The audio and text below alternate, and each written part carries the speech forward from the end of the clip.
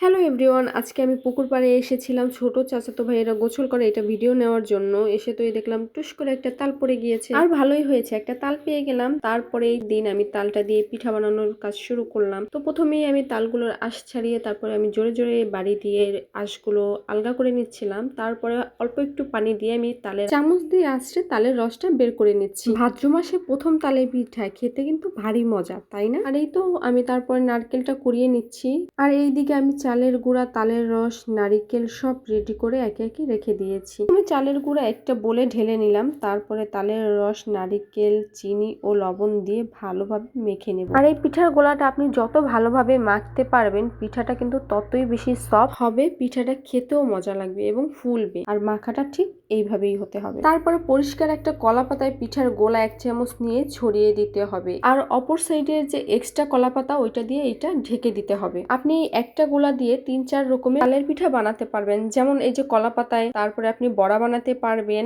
এবং কাঁঠাল পাতার মধ্যে দিয়েও আপনি ভাপে সেদ্ধ করে নিতে পারবেন। তাওয়ার উপরে একটা কলা পাতা দিয়ে তারপর পিঠাটা দিয়ে আমি ঢেকে দিলাম যাতে পিঠাটা না পুড়ে যায়, এবং 2 মিনিট রাখার পরে আমি পিঠাটা উল্টে পাল্টে নিলাম, আর এই তো আমার পিঠা হয়ে গিয়েছে। তারপর একই গোলা দিয়ে আমি কিছু বড়াও বানিয়ে নিলাম, মুচমুচে করে একদম ভেজে। পিঠাটা ভিতরে ছিল সফট এবং উপরটা একদম ক্রাঞ্চি। আমার তো সব পিঠা বানানো শেষ, আর কতটা সুন্দর হয়েছে, একদম পারফেক্ট হয়েছে, আর খেতেও কিন্তু খুবই মজা হয়েছে। কলা পাতায় দেওয়া পিঠা একদম সফট এবং খুবই ফুলকো ফুলকো হয়েছে, খেতেও কিন্তু খুবই মজা হয়েছে। তো আপনারা কে কে ভাদ্র মাসের তালের পিঠা খেয়েছেন সেটা কিন্তু অবশ্যই আমাকে কমেন্টে জানাবেন, আর আমার ভিডিওটা কেমন লাগলো সেটা কিন্তু জানাতে একদমই ভুলবেন না। আল্লাহ হাফেজ।